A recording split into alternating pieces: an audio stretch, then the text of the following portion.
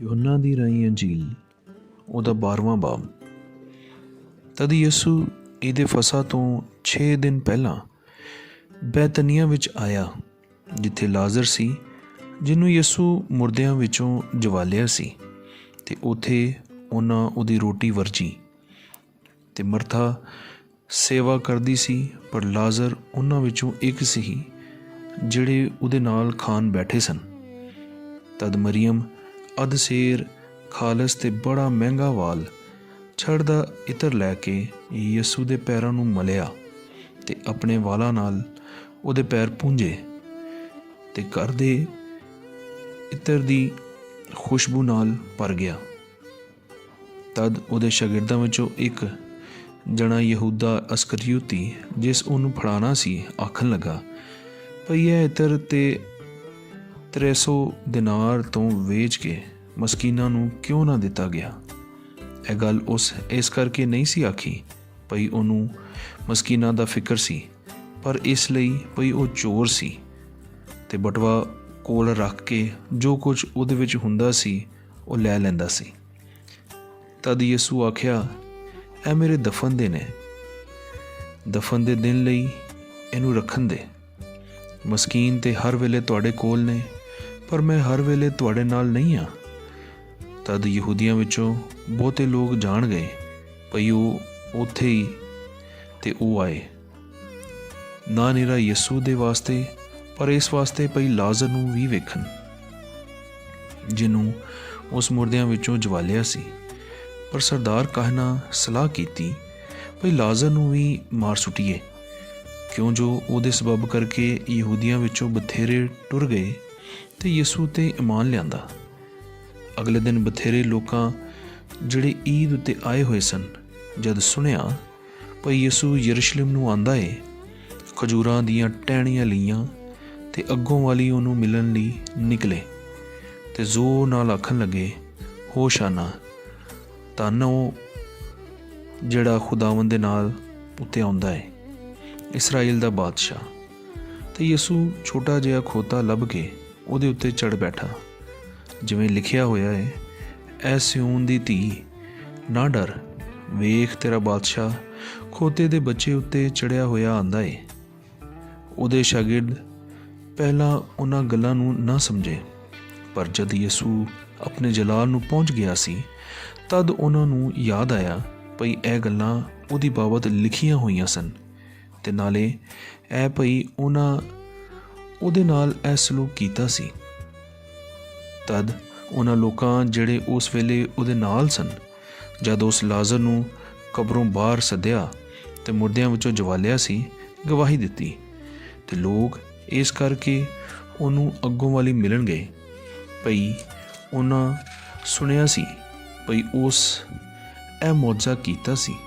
ਤਦ ਫਰੀਸੀ ਆਪੋ ਵਿੱਚ ਆਖਣ ਲੱਗੇ, ਵੇਖੋ ਤੇ ਤੁਹਾਤੋਂ ਕੁਝ ਨਹੀਂ ਬਣਦਾ, ਵੇਖੋ ਦੁਨੀਆ ਉਹਦੇ ਮਗਰ ਟੁਰ ਪਈ ਹੈ। ਅਤੇ ਉਹਨਾਂ ਵਿੱਚੋਂ ਜਿਹੜੇ ਈਦ ਉੱਤੇ ਬੰਦਗੀ ਕਰਨ ਗਏ ਕਈ ਯੂਨਾਨੀ ਸਨ। ਤਦ ਉਹ ਫਿਲਪਸ ਕੋਲ ਆਏ, ਜਿਹੜਾ ਗਲੀਲ ਦੇ ਬੈਤਸਦਾ ਦਾ ਸੀ, ਅਤੇ ਅਰਜ਼ ਕੀਤੀ, ਜਨਾਬ, ਅਸੀਂ ਯਿਸੂ ਨੂੰ ਵੇਖਣਾ ਚਾਹੁੰਦੇ ਹਾਂ। ਫਿਲਪਸ ਆ ਕੇ ਇੰਦਰਿਆਸ ਨੂੰ ਦੱਸਿਆ। ਇੰਦਰਿਆਸ ਅਤੇ ਫਿਲਪਸ ਨੇ ਆ ਕੇ ਯਿਸੂ ਨੂੰ ਖਬਰ ਦਿੱਤੀ। ਯਿਸੂ ਨੇ ਉਹਨਾਂ ਨੂੰ ਜਵਾਬ ਦਿੱਤਾ, ਵੇਲਾ ਆ ਗਿਆ ਏ ਭਈ ਇਬਨੇ ਆਦਮ ਦਾ ਜਲਾਲ ਹੋਵੇ। ਮੈਂ ਤੁਹਾਨੂੰ ਸੱਚ-ਸੱਚ ਆਖਣਾ ਭਈ ਜਿੰਨਾ ਚਿਰ ਕੰਕ ਦਾ ਦਾਣਾ ਜ਼ਮੀਨ ਵਿੱਚ ਪੈ ਕੇ ਨਾ ਮਰੇ, ਉਹ ਇਕੱਲਾ ਹੀ ਰਹਿੰਦਾ ਏ, ਪਰ ਜੇ ਮਰ ਜਾਵੇ ਤਾਂ ਬਹੁਤਾ ਫਲ ਲਿਆਉਂਦਾ ਏ। ਉਹ ਜਿਹੜਾ ਆਪਣੀ ਜਾਨ ਪਿਆਰੀ ਸਮਝਦਾ ਏ, ਉਹ ਉਹਨੂੰ ਗਵਾਉਂਦਾ ਏ, ਅਤੇ ਉਹ ਜਿਹੜਾ ਆਪਣੀ ਜਾਨ ਨਾਲ ਇਸ ਦੁਨੀਆ ਵਿੱਚ ਵੈਰ ਰੱਖਦਾ ਏ, ਸਦਾ ਦੀ ਜ਼ਿੰਦਗੀ ਤੀਕਰ ਉਹਨੂੰ ਸਾਂਭੀ ਰੱਖੇਗਾ। ਜੇ ਕੋਈ ਮੇਰੀ ਸੇਵਾ ਕਰੇ ਅਤੇ ਉਹ ਮੇਰੇ ਮਗਰ ਆਏ, ਅਤੇ ਜਿੱਥੇ ਮੈਂ ਹਾਂ, ਮੇਰੀ ਸੇਵਾ ਕਰਨ ਵਾਲਾ ਵੀ ਉੱਥੇ ਹੀ ਹੋਵੇਗਾ। ਜੇ ਕੋਈ ਮੇਰੀ ਸੇਵਾ ਕਰੇ ਅਤੇ ਬਾਪ ਉਹਦੀ ਇੱਜ਼ਤ ਕਰੇਗਾ।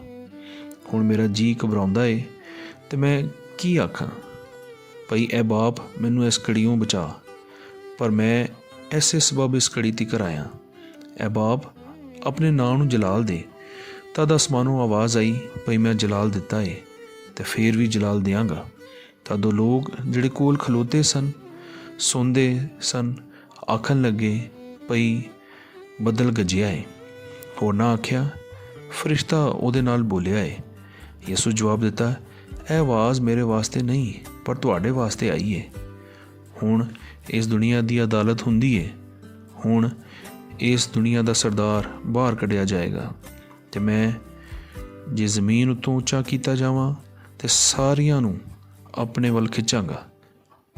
ਇਹ ਆਖ ਕੇ ਉਸ ਇਸ਼ਾਰੇ ਨਾਲ ਦੱਸਿਆ ਭਈ ਉਸ ਕਿਹੜੀ ਮੌਤ ਨਾਲ ਮਰਨਾ ਸੀ। ਇਸ ਗੱਲ ਉੱਤੇ ਲੋਕਾਂ ਨੂੰ ਜਵਾਬ ਦਿੱਤਾ, ਭਈ ਅਸਾਂ ਸ਼ਰੀਅਤ ਵਿੱਚੋਂ ਸੁਣਿਆ ਭਈ ਮਸੀਹ ਸਦਾ ਤਿਕਰ ਰਹੇਗਾ ਅਤੇ ਤੂੰ ਕਿਵੇਂ ਆਖਣਾ ਹੈ ਭਈ ਇਬਨ ਆਦਮ ਦਾ ਉੱਚਾ ਕੀਤਾ ਜਾਣਾ ਜ਼ਰੂਰ ਹੈ।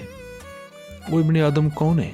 ਤਦ ਯਿਸੂ ਉਹਨਾਂ ਨੂੰ ਆਖਿਆ, ਅਜੇ ਥੋੜ੍ਹਾ ਚਿਰ ਚਾਨਣ ਤੁਹਾਡੇ ਵਿੱਚ ਹੈ। ਜਿੰਨਾ ਚਿਰ ਤੁਹਾਡੇ ਵਿੱਚ ਚਾਨਣ ਹੈ ਟੁਰੋ ਫਿਰੋ।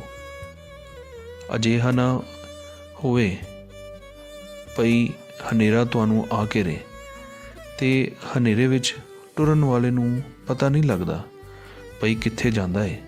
ਜਿੰਨਾ ਚਿਰ ਚਾਨਣ ਤੁਹਾਡੇ ਵਿੱਚ ਹੈ ਚਾਨਣ ਨੂੰ ਮੰਨੋ ਤਾਂ ਜੋ ਤੁਸੀਂ ਚਾਨਣ ਦੇ ਪੁੱਤਰ ਬਣ ਜਾਓ। ਯਿਸੂ ਇਹ ਗੱਲਾਂ ਆਖੀਆਂ ਅਤੇ ਜਾ ਕੇ ਉਹਨਾਂ ਕੋਲੋਂ ਛੁਪ ਗਿਆ। ਪਰ ਭਾਵੇਂ ਉਸ ਇੰਨੀਆਂ ਕਰਾਮਾਤਾਂ ਉਹਨਾਂ ਦੇ ਸਾਹਮਣੇ ਵਿਖਾਈਆਂ ਸਨ ਤਦ ਵੀ ਉਹ ਉਹਦੇ ਉੱਤੇ ਈਮਾਨ ਨਾ ਲਿਆਏ ਤਾਂ ਜੋ ਯਸਾਇਆ ਨਬੀ ਦਾ ਕਲਾਮ ਜਿਹੜਾ ਉਸ ਆਖਿਆ ਸੀ ਪੂਰਾ ਹੋਵੇ ਭਈ ਇਹ ਖੁਦਾਵੰਦ ਸਾਡੇ ਸਨੇਹੇ ਨੂੰ ਕਿਸ ਮੰਨਿਆ ਅਤੇ ਖੁਦਾਵੰਦ ਦੀ ਬਾਂਹ ਕਿਹਦੇ ਉੱਤੇ ਜ਼ਾਹਿਰ ਹੋਈ। ਉਹ ਇਸ ਕਰਕੇ ਈਮਾਨ ਨਹੀਂ ਲਿਆ ਸਕੇ ਕਿਉਂ ਜੋ ਯਸਾਇਆ ਨੇ ਫਿਰ ਆਖਿਆ ਉਸ ਉਹਨਾਂ ਦੀਆਂ ਅੱਖੀਆਂ ਅੰਨੀਆਂ ਕੀਤੀਆਂ ਨੇ ਅਤੇ ਉਹਨਾਂ ਦੇ ਦਿਲ ਸਖਤ ਕੀਤੇ। ਕਿਤੇ ਐਵੇਂ ਨਾ ਹੋਵੇ ਭਈ ਉਹ ਅੱਖੀਆਂ ਨਾਲ ਵੇਖਣ ਅਤੇ ਦਿਲ ਨਾ ਸਮਝਣ ਅਤੇ ਮੁੜਨ ਅਤੇ ਮੈਂ ਉਹਨਾਂ ਨੂੰ ਵੱਲ ਕਰਾਂ। ਯਸਾਇਆ ਇਹ ਗੱਲਾਂ ਆਖੀਆਂ ਕਿਉਂ ਜੋ ਉਹਦਾ ਜਲਾਲ ਵੇਖਿਆ ਅਤੇ ਉਹਦੀਆਂ ਗੱਲਾਂ ਕੀਤੀਆਂ। ਤਦ ਵੀ ਸਰਦਾਰਾਂ ਵਿੱਚੋਂ ਬਥੇਰਿਆਂ ਨੇ ਉਹਦੇ ਉੱਤੇ ਈਮਾਨ ਲਿਆਂਦਾ ਪਰ ਫਰੀਸੀਆਂ ਦੇ ਡਰ ਦੇ ਮਾਰਿਆਂ ਇਕਰਾਰ ਨਾ ਕੀਤਾ। ਅਜਿਹਾ ਨਾ ਹੋਵੇ ਭਈ ਜਮਾਤੋਂ ਕੱਢ ਦਿੱਤੇ ਜਾਣ ਕਿਉਂ ਜੋ ਉਹ ਬੰਦਿਆਂ ਦੀ ਵਡਿਆਈ ਨੂੰ ਖੁਦਾ ਦੀ ਵਡਿਆਈ ਨਾਲੋਂ ਵੱਧ ਪਿਆਰ ਕਰਦੇ ਸਨ। ਯਿਸੂ ਉੱਚੀ ਉੱਚੀ ਆਖਿਆ, ਭਈ ਉਹ ਜਿਹੜਾ ਮੇਰੇ ਉੱਤੇ ਈਮਾਨ ਲਿਆਂਦਾ ਏ ਮੇਰੇ ਉੱਤੇ ਨਹੀਂ ਪਰ ਮੇਰੇ ਘੱਲਣ ਵਾਲੇ 'ਤੇ ਈਮਾਨ ਲਿਆਂਦਾ ਏ ਅਤੇ ਉਹ ਜਿਹੜਾ ਮੈਨੂੰ ਵੇਖਦਾ ਏ ਉਹ ਮੇਰੇ ਘੱਲਣ ਵਾਲੇ ਨੂੰ ਵੇਖਦਾ ਏ। ਮੈਂ ਦੁਨੀਆ ਵਿੱਚ ਚਾਨਣ ਹੋ ਕੇ ਆਇਆ ਤਾਂ ਜੋ ਜਿਹੜਾ ਕੋਈ ਮੇਰੇ ਉੱਤੇ ਈਮਾਨ ਲਿਆਉਂਦਾ ਏ ਹਨੇਰੇ ਵਿੱਚ ਨਾ ਰਹੇ ਅਤੇ ਜੇ ਕੋਈ ਮੇਰੀਆਂ ਗੱਲਾਂ ਸੁਣੇ ਅਤੇ ਨਾ ਮੰਨੇ ਮੈਂ ਉਹਦੀ ਅਦਾਲਤ ਨਹੀਂ ਕਰਦਾ ਕਿਉਂ ਜੋ ਮੈਂ ਦੁਨੀਆ ਦੀ ਅਦਾਲਤ ਕਰਨ ਵਾਸਤੇ ਨਹੀਂ ਆਇਆ ਪਰ ਦੁਨੀਆ ਨੂੰ ਬਚਾਉਣ ਦੇ ਵਾਸਤੇ। ਉਹ ਜਿਹੜਾ ਮੈਨੂੰ ਰੱਦ ਕਰਕੇ ਮੇਰੀਆਂ ਗੱਲਾਂ ਨੂੰ ਨਹੀਂ ਕਬੂਲਦਾ ਉਹਦਾ ਇੱਕ ਅਦਾਲਤ ਕਰਨ ਵਾਲਾ ਤੇ ਹੈ।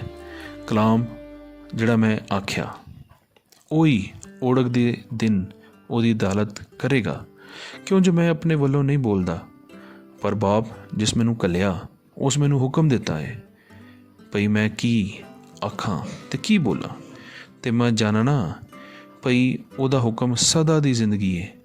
ਸੋ ਜੋ ਕੁਝ ਮੈਂ ਬੋਲਣਾ ਜਿਵੇਂ ਬਾਪ ਨੇ ਮੈਨੂੰ ਆਖਿਆ ਹੈ ਉਸੇ ਤਰ੍ਹਾਂ ਬੋਲਣਾ। ਆਮੀਨ।